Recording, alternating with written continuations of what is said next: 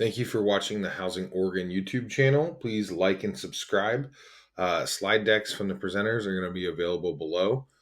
Thanks for watching. My name is Grant Hook. I work with a nonprofit called Casa of Oregon, based out of Sherwood. Um, I'll let Sam introduce himself, actually.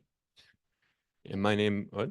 I'll let my name, my name is Sam Carlson. I also work with Casa of Oregon as a senior program specialist.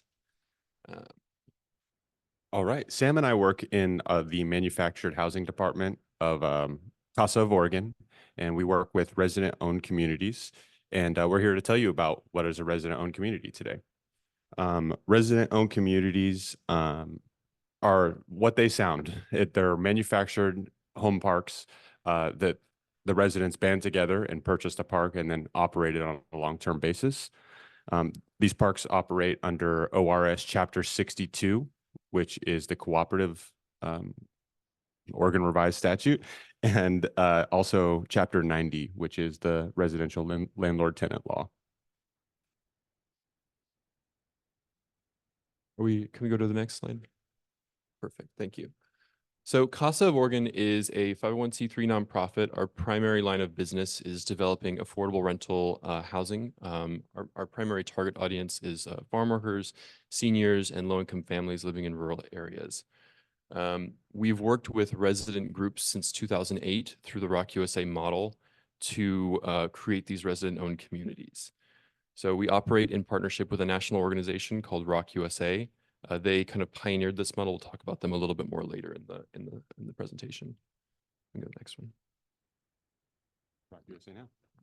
All right, so Rock USA. A little bit overview of Rock USA. It originally started out as, I believe, Rock, New Hampshire, up in New England, and they developed this model in that region. And then in 2008, they wanted to expand that to a national model. And so that's when they started Rock USA with the goal of creating this as a viable resident-owned community program nationwide.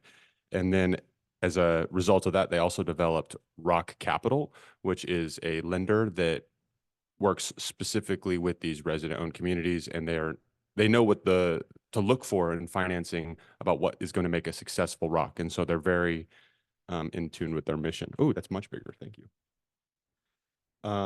As part of Rock's model, Casa of Oregon became a certified technical assistance provider, which means that we get access to their network of other CTAP, what we call CTAPs.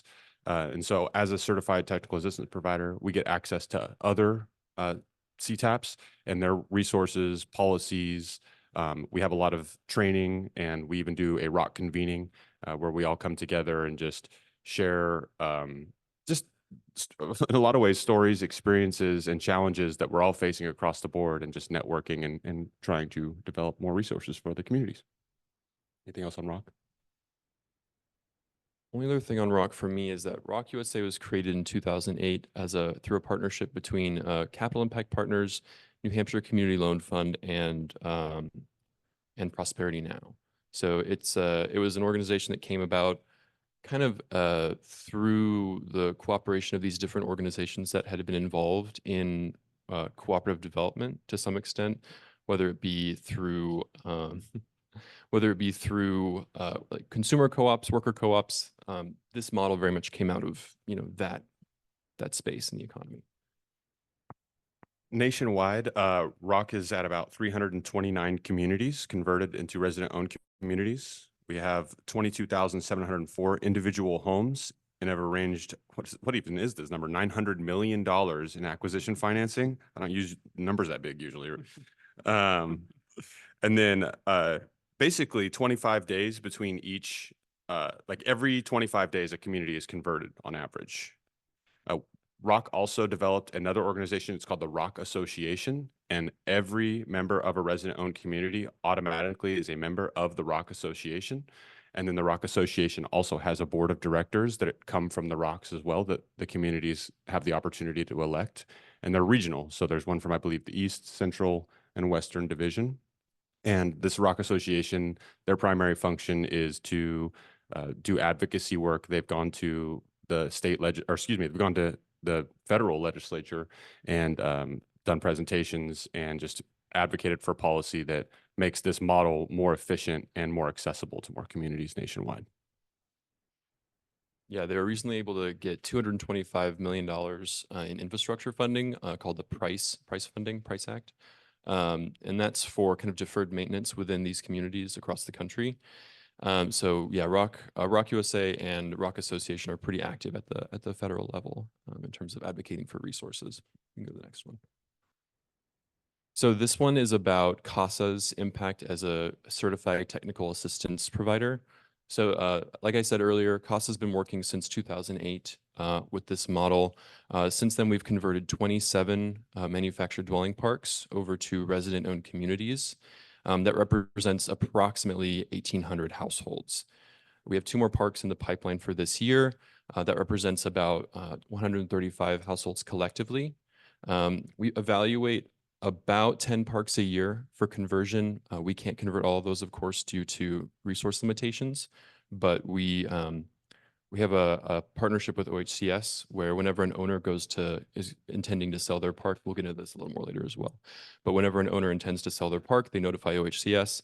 OHCS notifies the residents, and they notify Casa and a few other organizations as kind of interested parties, development consultants. So we evaluate every park that comes across our desk, but we are limited to helping about 2 or 3 convert per year just because of resource limitations. And I just wanted to call out that our primary lending partner is NOAA, Network for Oregon Affordable Housing. They are a really wonderful partner. They have been a really wonderful partner in this program, and I don't think we could do without them. You can go to the next one.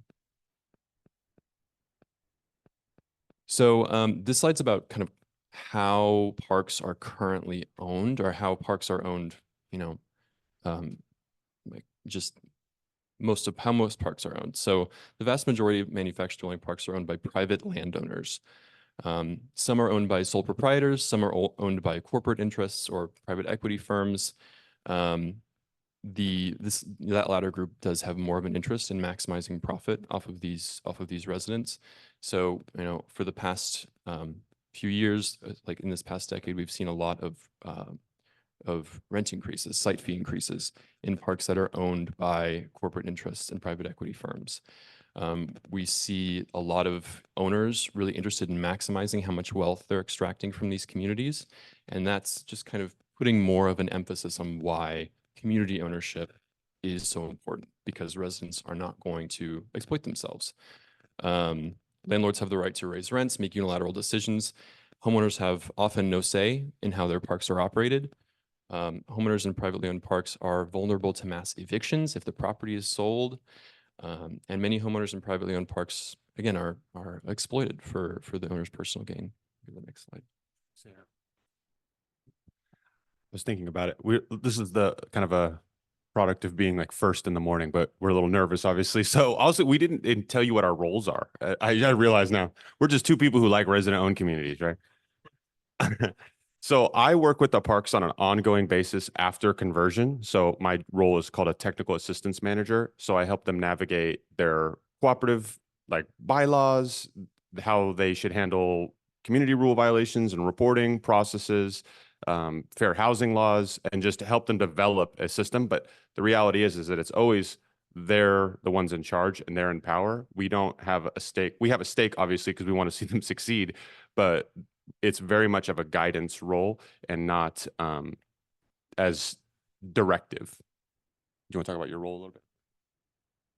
Sure.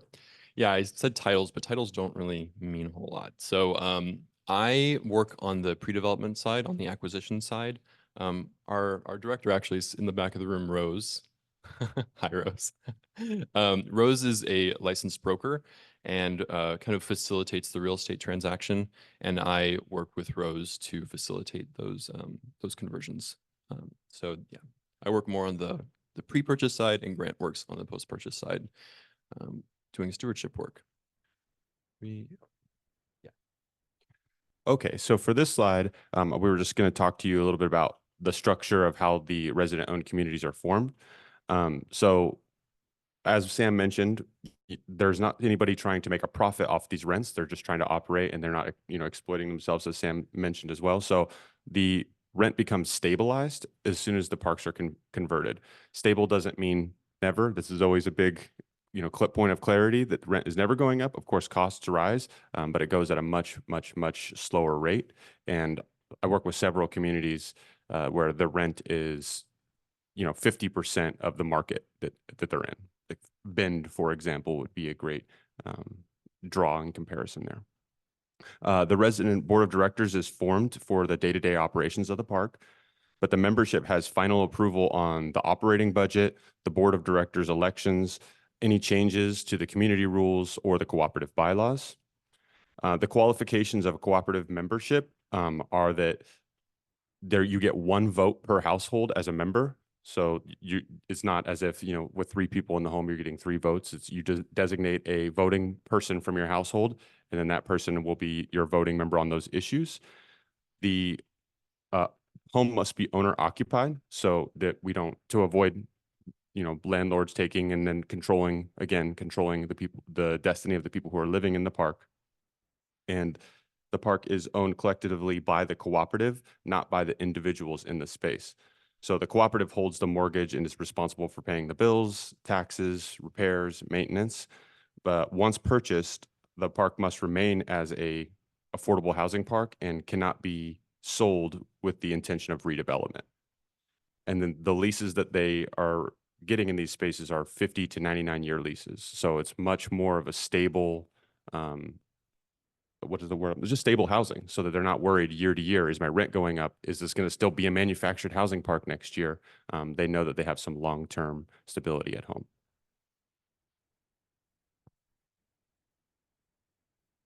So this slide might be a little hard to read, especially for folks back in the back of the room, but this slide's about benefits of the co-op model. So we can just go through these. Yeah, I'll go through like 4 or 5. So the co-op, like Grant mentioned earlier, the co-op holds title to the land and is responsible for the mortgage and for the operating expenses. So there's no personal liability on behalf of the residents to pay for any of that. They all pay their site fee, and that covers their share of those operating costs and financing costs. Each member, like Grant said earlier, it's one member per household and 1 vote per member. So each member has a say, each household has a say in co-op governance. But the 1 vote per household rule is just kind of the standard for housing cooperatives, just to keep things equitable. Rents and operating budgets are voted on by the members. So every year there's an annual meeting, and at that annual meeting, budgets, amendments to bylaws are put forward to the membership, and they have to approve any changes like that. Members, and obviously this kind of comes through in terms of members making decisions about the budget and about amendments, but decisions are intended to be made democratically. So there are some decisions that go to the wider membership for approval, and there are some that stay with the board. But the board is democratically elected, and sort of a representative democracy, but governance in this model should be democratic. That's the intention.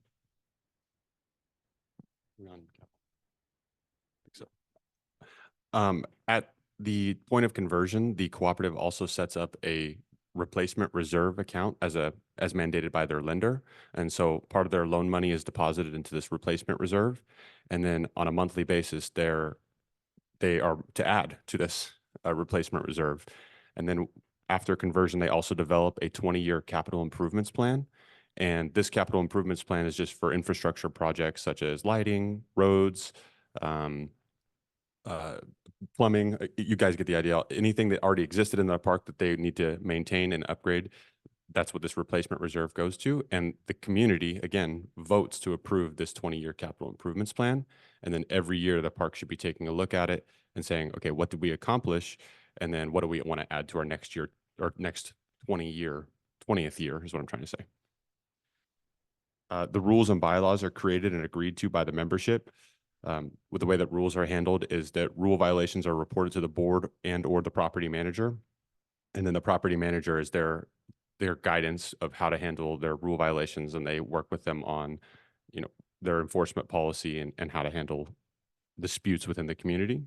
And then on top of that, they have rule review committees that get formed. So these committees are supplementary to the board, and they can be members of the board who serve on them as well. Often that's the best practice because they are the most informed in the community about how things are working, and they're privileged, have privileged information to rule violations. So these rule review committees look through the rules and just make sure that they're still up to date. There's no errors. There's no circumstances where we need to improve these rules because of an experience that's happened in the park. And then at the end of the year, at this annual meeting that Sam referenced, those rules are presented to the community, and they can approve or say, let's go back to the drawing board and work on these again. I'm going to go to this bottom one because I'm lost. The membership also determines on how excess funds are spent. So again, they're not trying to turn a profit necessarily, but they also will have money at the end of their annual operating year that's in savings or that's surplus, because that is also part of their lender requirement. They can't, cut it so close that they're just getting to the edge. So they usually have at least about a 10% surplus of cash on hand. And these funds are placed in a cooperative savings account that's controlled by the cooperative board, but the funds have to be approved by the entire membership. And these are often projects for frequently they just save the money in case an event, but this is where we'll see, play structures, clubhouses, things along those lines that get built using cooperative savings.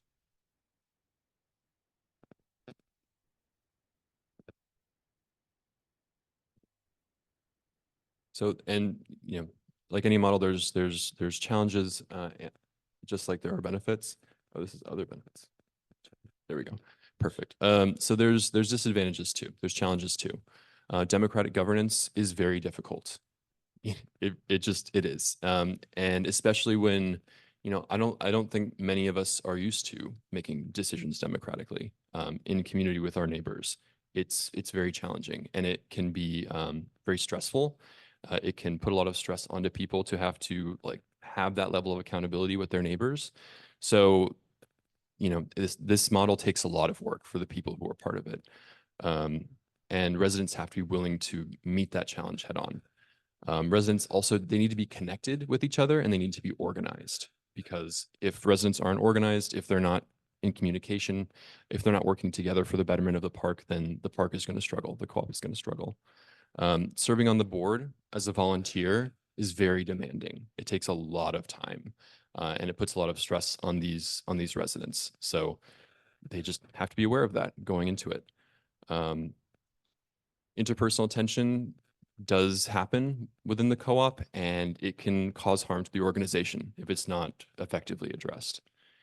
And collective ownership is unfamiliar to a lot of people. I don't think many of us have the opportunity to live in a collective ownership space.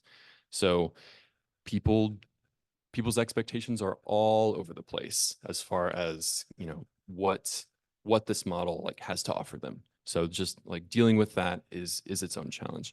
And then finally, members are going to need to engage with their neighbors, like I said earlier, in ways that are unusual and uncomfortable. So, I think community organization has a role in preparing people for that. Just when residents are going through the conversion process, they really need to be aware of what the challenges are and where they're going to need to lean in if they want this model to be successful. Go to the next one.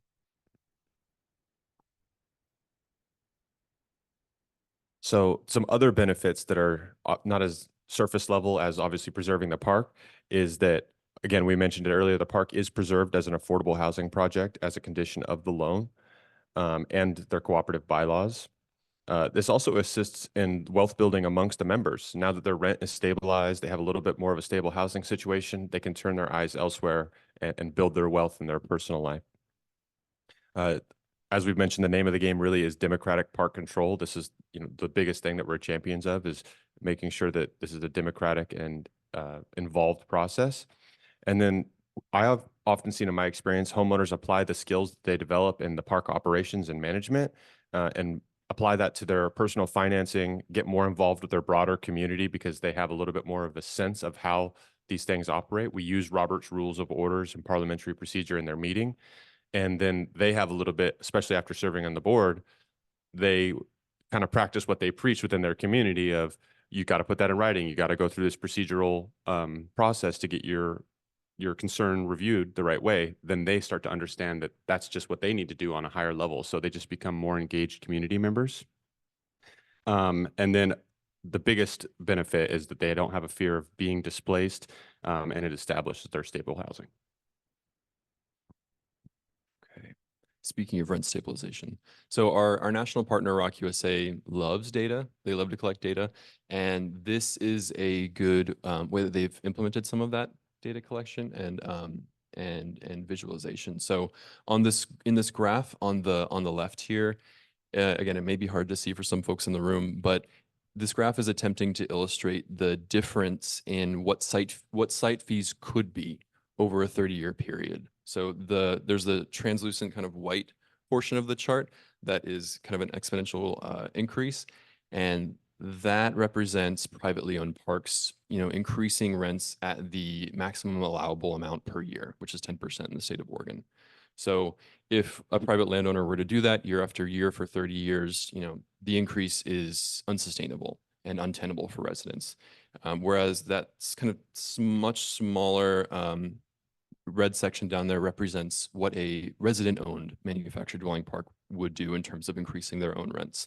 They're going to be much more reasonable, much more moderate when it comes to increasing rents. Obviously, rents still do have to increase from time to time just to keep up with, with operating costs.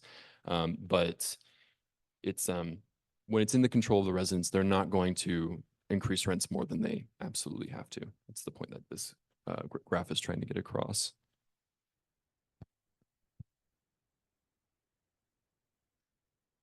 All right, so this chart is comparing the rocks to different pathways or just home ownership models, or rental is on there as well. So just living models, I suppose. But as you can see, the rocks are about $500 on average rent versus a private one-to-one comparison to a privately owned park is about $871. So you're looking at a significant drop as a one-to-one comparison. But then you look at rentals and you're seeing that it's quite a bit lower compared to renting a home. And then, of course, traditional home ownership as well. That does not. Oh, did you break the slide down? I guess you did break it down afterwards, huh? Well, the slide isn't perfect because, of course, there's going to be some costs that are associated to traditional home ownership that are not applied to being in a rental, such as home repairs and things along those lines. So this is just meant to be an overview of to give you an idea of the differences in the costs and how much this is more affordable, and this is creating a new pathway to affordable home ownership that didn't exist before. Yeah. Back on track. Okay, I'm going to be talking at you all for a while. So this is the part of the process that I primarily work on. I work on feasibility and on kind of execution of the contract once that gets underway. So I'm going to walk you through kind of the process that we go through when a park comes across our desk, how we evaluate that park for feasibility. Excuse me. And then how we kind of take it through once we determine that a park is feasible, once the residents have agreed to proceed, what we do after that point, once the purchase and sale contract is signed. So in Oregon, we have a form of TOPA, the tenant opportunity to purchase legislation that applies specifically to manufactured dwelling parks and marinas. So, and that's for anyone who's curious, that's ORS 90.842, if you want to look that up. So ORS 90.842 requires that park owners notify OHCS of their intent to sell a park or marina, and the residents of that facility are notified. They're given 15 days to respond to that notice of intent to sell with a notice of intent to compete. Casa is also notified whenever an owner submits a notice of intent to sell, and that's when we start conducting our primary or our preliminary feasibility is when we receive that notice. Sometimes residents contact Casa directly if they know about us or if they've received the notice of intent to sell and they're doing their research. They'll come across Casa of Oregon and they'll get in touch with us. And sometimes Casa of Oregon gets in touch with the residents through a broker. So we'll contact the seller's broker. They'll put us in touch with a group of resident leaders, and then we'll make contact with them, kind of go through our program with them, and then it's up to that group of tenants whether or not we pursue this initial feasibility. Once we get through that initial feasibility period, it'll go back to the residents again to decide if they want to proceed with this model.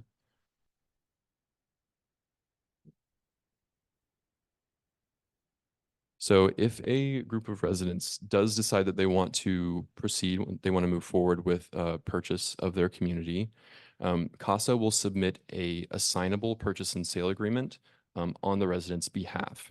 And so that purchase and sale agreement is assignable to the residents once they form a cooperative entity to represent them. So once a landowner accepts the parks or the resident's offer to purchase the property, our clock starts. We have a project manager and a community organizer who work in parallel to simultaneously execute the terms of the purchase and sale agreement and develop the resident-owned cooperative entity.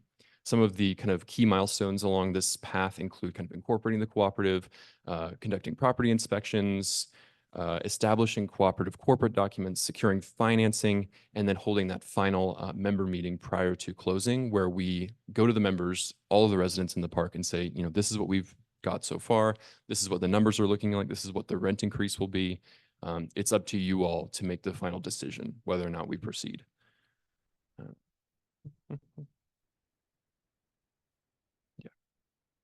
Next one. All right, so this slide is talking about after the park is converted, the process that Sam just laid out for you is successful. And a couple months beforehand, as the deal is closing and things are looking like it's going to go well, that's when their technical assistance manager, or my role, usually first becomes involved. So somebody in Sam's department or Sam's role will be working with them on getting their park converted and locking everything in for financing. And in that time, the technical assistance manager will come in and start to get to know them and just have a little bit more of a rapport so that they can hit the ground running at conversion. And the technical assistance manager is responsible for just supporting with their governance and their board meeting flow.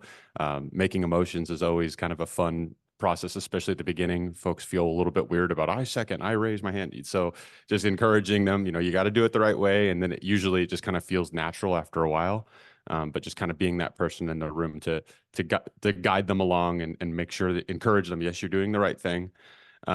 We also help with the operations support. So looking at that capital improvements plan, I'm not an infrastructure specialist or an engineer, but we work with their engineer to help them and look at their engineer reports. At conversion, they have an engineer come in and do an analysis of the park, and they make recommendations on what the park's infrastructure needs are. And so we help them organize that into that capital improvements plan and then give them the processes and practices to maintain and update it, as I was speaking on earlier.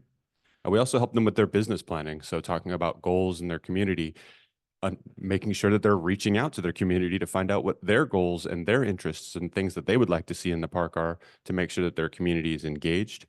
We also help with their budget prep. And again, as I mentioned before, capital improvements planning and a lot of interpersonal conflict management and trying to assist and give them tools to approach a conversation and not let it get out of control. And then we have our asset manager. So shout out to Jennifer. She prepares their original draft of their budget so they have something to work off of. And she makes sure that original draft is in compliance with the loan. And then she'll highlight, you know, you have this much money that's unallocated, or unfortunately, it looks like you're maybe underneath what your operating requirements are from your lender. So you might need to consider increasing your revenue, which is often by increasing their membership dues, which is their lot rent, or commonly considered their lot rent. The asset manager also makes sure that they're in compliance with their loan agreement with a lot of compliance reviews and servicing the loan. And then she's also the property manager liaison. So she works with our property managers to make sure that they're working well with the boards. Sometimes it's difficult for property managers who are used to working with single owner, traditional home manufactured housing parks to then now be working with a board of directors who don't agree on how they want to operate the park, and the property managers standing over to the side saying, okay, so what are we doing? Jennifer works closely with the property managers to give them guidance on how to be successful in their role in this model. As Sam mentioned, we have Rose in the room. She's our program director. Rose does a lot of advocacy at the state level.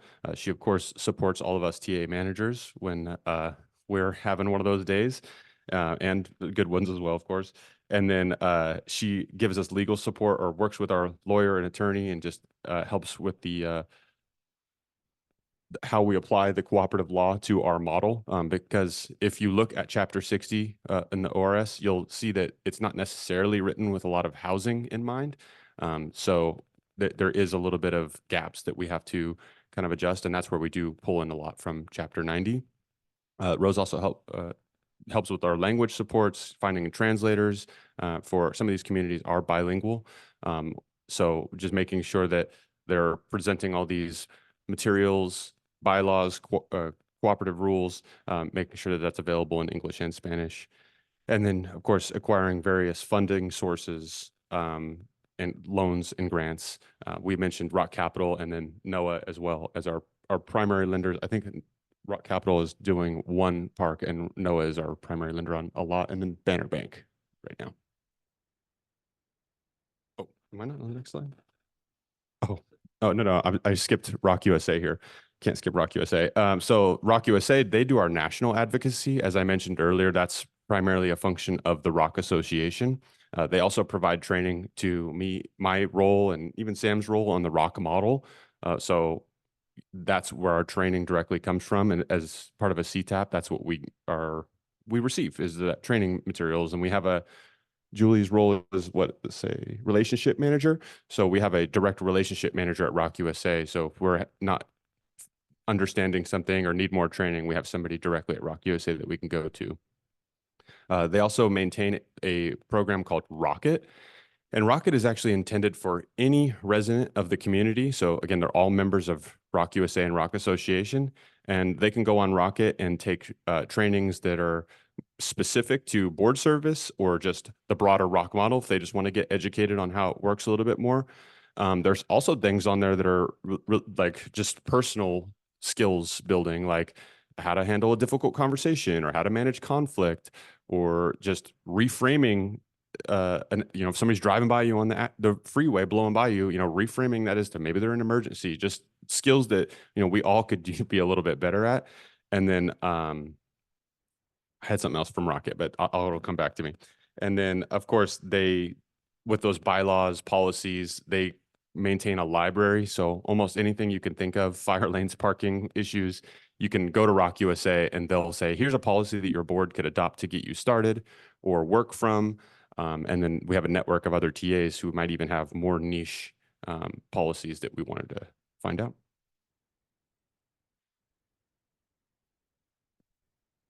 Well, so that's the end of our presentation. There's a lot of different parts of this model. There's pre-purchase, there's post-purchase, there's the partner organizations that we work with. So we're going to get into Q&A in a little bit. So I encourage any of you, if you have an interest in a certain part of this model that we didn't touch on so much, ask a clarifying question or a follow-up question. I also want to highlight, just want to thank the Casa staff who are in the room, who are here to support, and former Casa staff and allies. I see a lot of friendly faces in the audience, so I just want to say thank you for being here. And yeah, I think we're ready to open it up for Q&A. Is that right? Okay. So how are we going to do this? Do we have 2 mics? We'll just repeat the question. Okay, sure. Yeah, go ahead.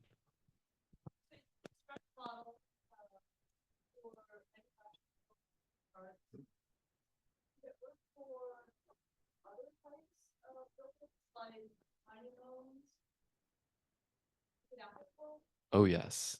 It's very applicable.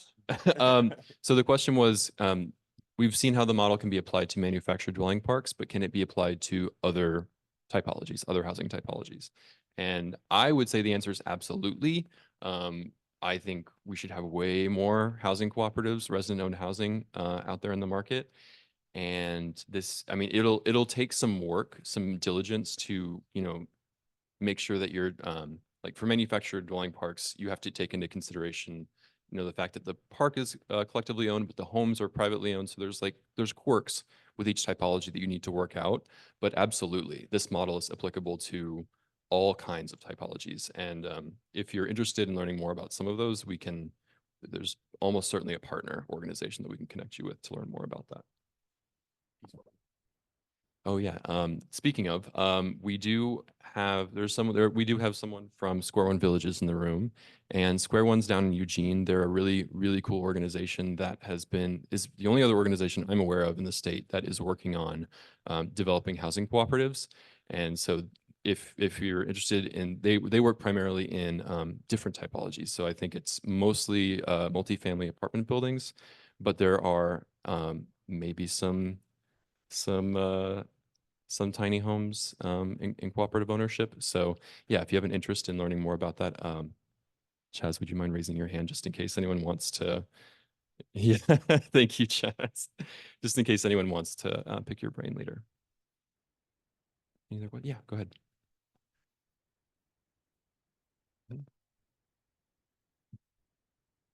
Yeah, that's correct.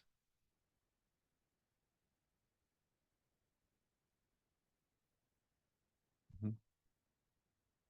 Yeah, so the question was, is the co-op the initial borrower, and how does the lender evaluate that lender because they're a new corporation?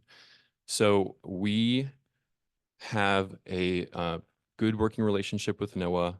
We've been doing deals with them, I don't know, Rose, since the beginning. So they've been working with us for a long time. They understand the model, and we have a checklist that we go through. A lot of these, it's fortunate that a lot of these parks do have some kind of prior information from before the park was resident owned. So at least the lender knows how the park has performed in the past. So we scrape a lot of information from the owner. We assemble information from the residents, and we go out for bids for insurance, things like that. So we do a lot of gathering of information to put together a package that the lender can use to evaluate.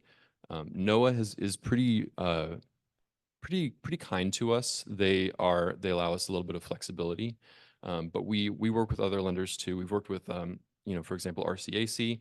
We did this last one of the parks in our pipeline currently. We're working with RCAC, so we work with lenders that with a range of familiarity with the model, and it's worked out pretty well so far. But the lender does have to be willing to take that risk. That this is a new entity. It's a cooperatively owned entity, and that's kind of an unknown, and we're still gonna take that risk. And Rose, yeah.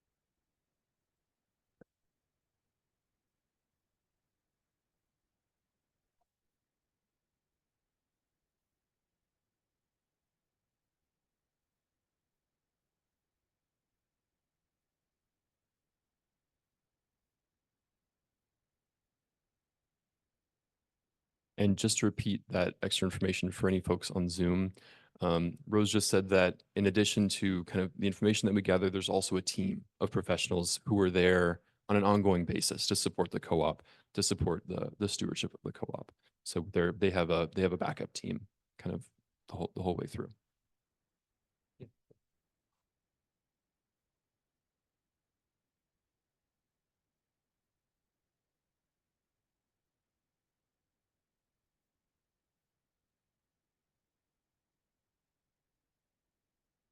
Yeah, they cover the entire cost. We usually have a combination of lenders, so they'll, Noah will be in first position. Sometimes, Casa does have a loan fund, so we can come in second or third position if needed. But yeah, it's completely, 100% financed. At permanent financing, we work with OHCS to secure some permanent subsidy for these parks. But when we're just trying to get the park out of private ownership, then it is 100% financed. We don't do fundraising. One of my, sorry, we'll get to your question. One of my favorite moments as a TA was I worked with a park that had, and their bridge financing, they had a plan of they're going to raise rent by $50 each year. And when they got to their permanent financing, Rose had secured grant funding for them. So I got to tell them no more rent increases for the next couple of years. Your rent is stable where it's at. And actually some of the members of the community, because it was already sold, they're like, let's do a smaller rent increase just so that we can have some savings, and we want to develop a savings account that bears interest. So you could see them already kind of turning the wheels and wanting to become fiscally responsible right away. I think there's a hand up here.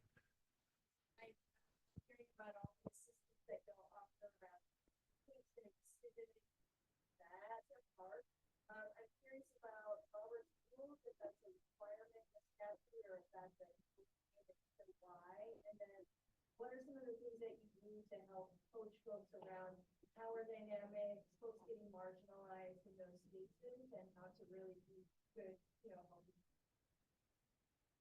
So that's a really good question. So the question was, uh, basically, no, you're good. No, I don't want to mess it up. So the question effectively is why did we choose Robert's rules? And then how do we, on a long-term basis, assist with coaching for making sure that folks aren't getting marginalized or power dynamic shifts. We're obviously dealing with some rural communities, so it's not necessarily a very I mean, it's very polarized is where I'm going with this. There's a lot of different dynamics that are at play. Do you want to give an answer on this to start us off, or no? Okay, good. So I don't know exactly what the choice of Robert Rules was. I know that that's part of the Rock USA model. So that's a decision that they made, and it's in the bylaws that that's what they're supposed to follow. I will tell you, as somebody in the room, it's a very light version of it. It's not necessarily, I mean, some of the cooperatives are very stringent and follow it to the T. Some of them you're like fighting them to just make a motion and second it and things along those lines. To get into the second part of your question, regarding the power dynamics, that is a grind. That's why the TA role is so important, and it's why so much of our time gets taken up with just one-on-one conversations and talking things through with folks. We try to foster an inclusive environment and really drive those values through the community as best we can and lead by example. My past is in childcare. I used to work at the Boys and Girls Club, and so trauma-informed care is one of my passions, and so I try to provide that to all the residents that I serve in the community and the board. And so I find that often that is contagious, and that they provide that to their residents in transfer. I guess where I'm going with that. So other than that, we do have training events. We try to link them up with Fair Housing Council of Oregon on a regular basis so that they can get access to training there. We actually just finished our Cascade Region Resident Owned Community Conference. We call it CROC. I don't know which name is more catchy, but that's actually in a partnership with a certified technical assistance provider for Washington, NWCDC. They're a cooperative development nonprofit as well. They don't just do housing, they actually do all kinds of various cooperatives, which is really cool. And for that conference, we have done it the last 2 years in Hood River, because it's kind of the border, not quite kind of it literally is on the border of Oregon and Washington. So it's a nice little beautiful spot for us to come together. And this year at that conference, we had a speaker, Craig Freshley, who gave a presentation on making good group decisions, meeting folks where they're at, and just trying to drive that to the cooperative or to the board directors so that they understand, or they have that instilled is where I'm going. The one thing I will say is that with that being said, it doesn't always happen. And that's where the members get involved again, because the members do have the power to remove somebody from the board. So we would just start guiding them through that process. There have been certain times where Casa has advised that maybe this person isn't ready for board service, and that if we're going to continue to work with you, this person may need to exit the board service until they can get more skills to come back. So there are different strategies, but it is a consistent conflict. And just because a community is harmonious one year doesn't mean that the very next year is not going to be one of the more difficult cooperatives. You build on that at all? Just to add one thing thing to the part of the question about Robert's rules and like why that was selected. So Rock USA, our national partner, they've done a lot of work in building a model that they think is going to be successful. So whether it's, picking that particular, model for facilitating decision making, or, how the policies are going to be worded, they've really crafted this model so that it has in their estimation, the highest chance of being consistent and successful. So that's part of why that decision was made as well. It's just, it's a model that's well known. There's a lot of resources about it. Like, let's just pick something that is kind of well understood and is a standard. Yeah, go ahead.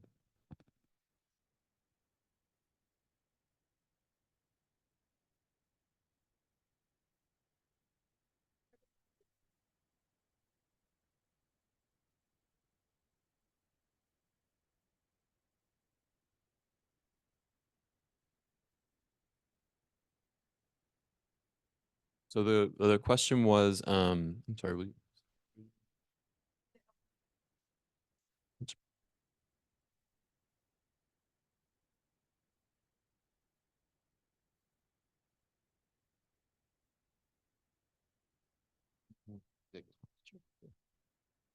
So there's kind of a twofold question. The first question is what's the screening criteria for becoming a member of the cooperative? And then the second question is when people are coming into the cooperative, a lot of times, where are they coming from? Where are they coming from? Are they renters or are they homeowners? Am I summarizing that?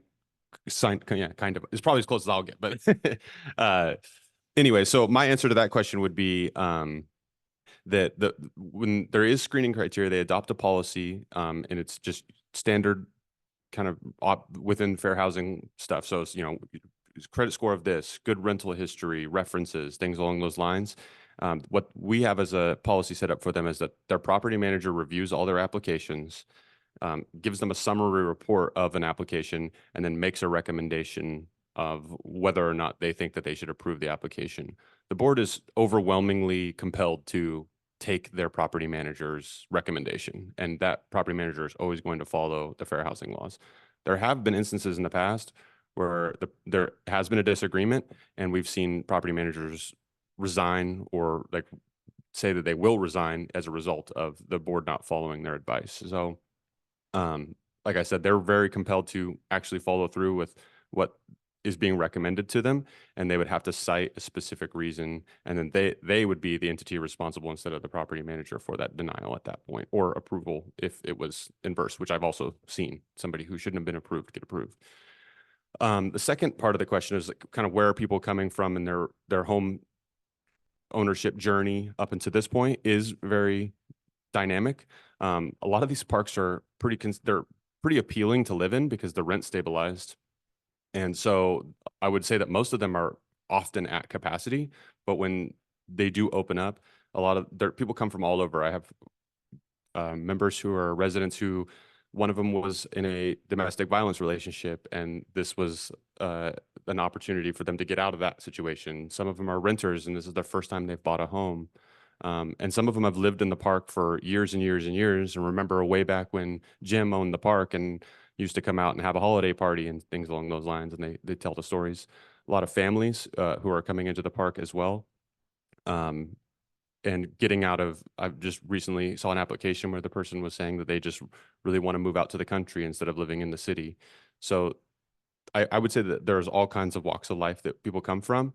And more we're also trying to build this as a appealing model or communities for people from all different walks of life, particularly farm workers, as Sam was saying earlier, and Spanish-speaking residents as well. And so that's been a shift, is to get the cooperatives to make sure that they're providing all the services that they are in English in Spanish as well. Is there any more on that? Okay. I will also add that if once the co-ops have permanent subsidy, then they're under a regulatory agreement. So I think it's 60% at 80% AMI or below. So okay. And yeah, I'd say, and as far as the second part of the question, I'd say a lot of them lived in the park before it was converted. And then folks who are coming in. It's a very dynamic group of people.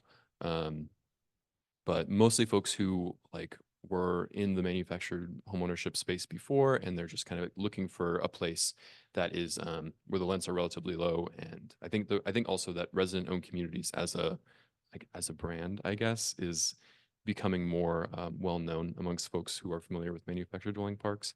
And these communities do have a pretty good reputation for, no mass displacement, and like rents are going to be under your control. So I think that they have some draw. And then there were 2 questions over here. Yeah, you had first.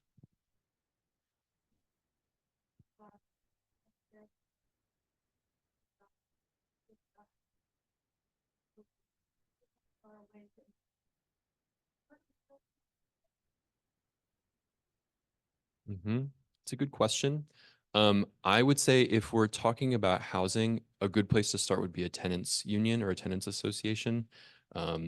Getting people organized as the first step, because if people can get organized and do that consistently, then they're going to have a much better chance of being successful long-term in a collective ownership situation. So I'd say kind of starting with like tenants unions. And then if you wanted to get more into like cooperative stuff specifically, you could like Northwest Cooperative Development Center in Olympia has some really good resources for cooperative training. Square One, I know, has done some trainings with its residents, introducing folks to the cooperative model. We do a lot of like introducing people who've like never interacted with the cooperative model before, kind of, they do a lot of big leaps of faith to get into this model. So, but yes, there are specific resources that you could bring a group of people through.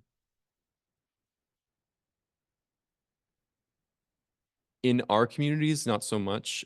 There are some common chores that people take care of, like mowing the lawn or something like that. Not so much in the resident-owned community model, but of course that is an essential part of living in community with people. So I would assume so. Yeah. There's a question over here. Yeah, go ahead.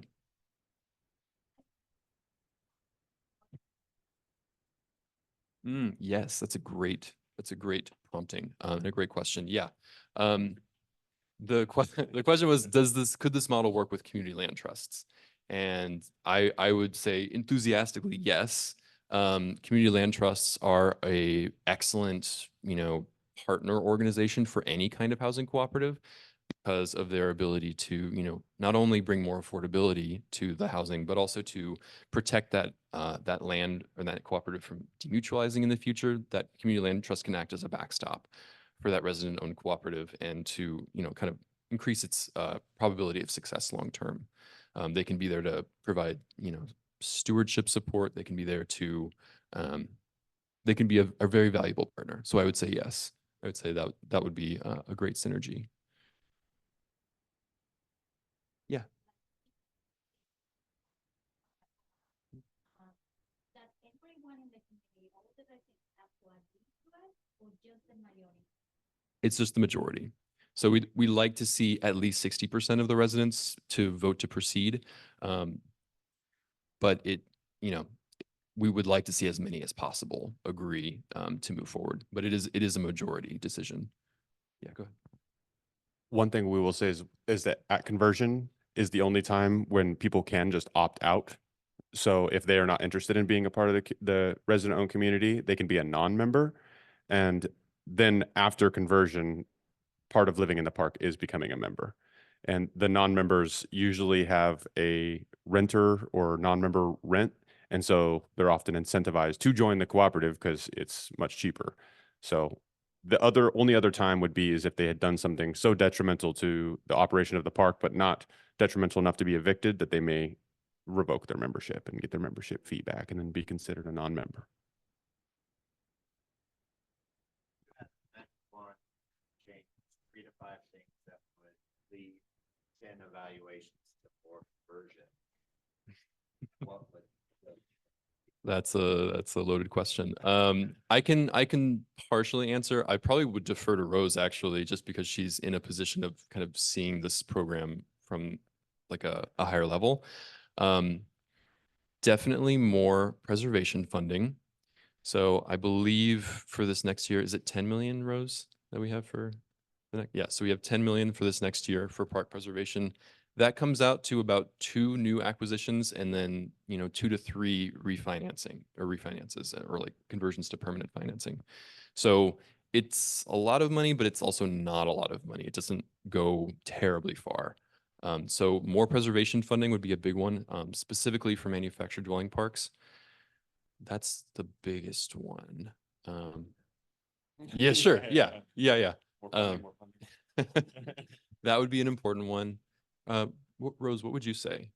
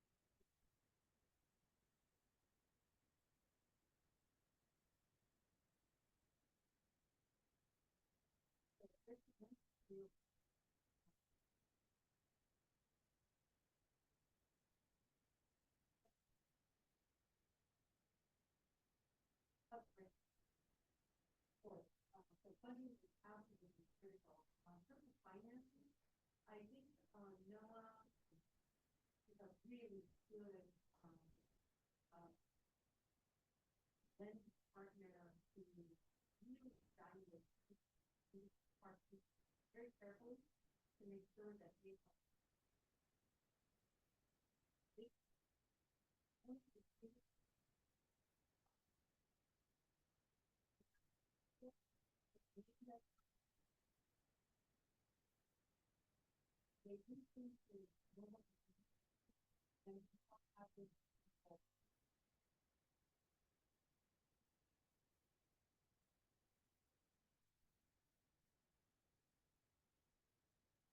all of that. What are the, how does foreclosure eviction trends compare between resident-owned communities and external? I can tell you the question that was just asked is what are the eviction trends? I think Sam is going to be able to tell you a lot more numbers, but just I can tell you from being just because you're a numbers guy and I'm not, I'm a feely guy, I'm a like emotional guy. On the ground, every time this subject comes up, it's somebody's behind on their rent. In my experience, the boards always want to look out for their residents. They want to do anything that they can before it gets to that point. So I've seen the cooperative provide loans or effectively just say, hey, you pay us, here's a payment plan. They really, really want to work with their residents in the community to prevent them from being evicted at all costs. And there's a lot more of, you can tell that it's just much less than if it was just a single owner who doesn't have that connection with their neighbor. But at the end of the day, they are a business. And so they do need to proceed if they've exhausted all their options. And that's kind of where that trauma informed element comes back into it, because they're members of that community. They're in the exact same position as this other person. And many of them are one accident, unexpected expense away from being in a similar situation. And so it's just in my experience, they're very supportive of the people who come across those situations. You want to add on? Yeah, I don't have go ahead, Rose. Yeah.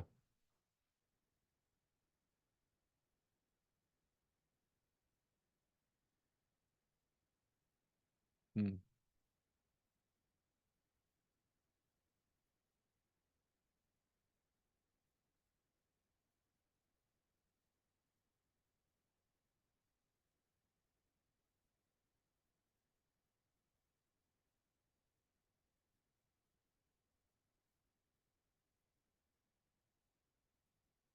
Yeah, so on an individual homeowner level, I believe there are fewer foreclosures. I don't have specific numbers for you at this time, but I could almost certainly dig some up.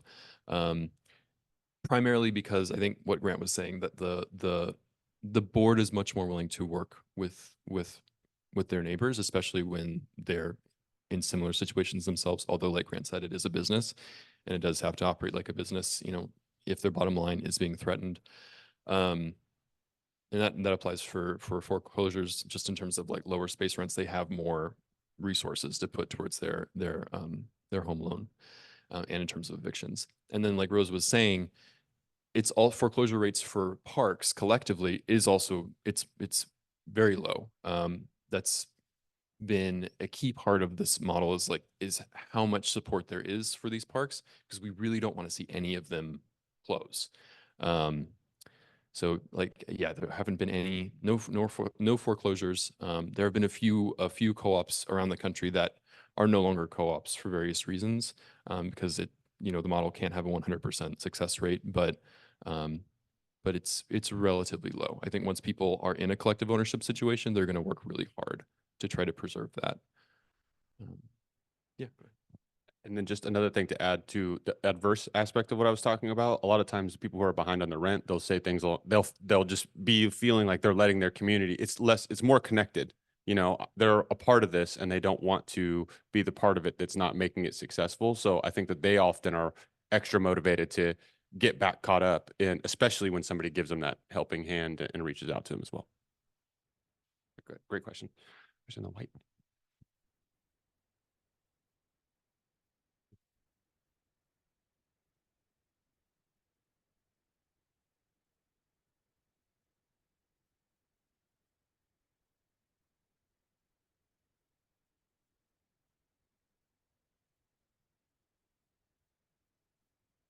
That's a great question. So the question was for the online folks, is that for the screening criteria, we were talking earlier about that 60% of the residents have to be below the 80% threshold for the average median income in their county.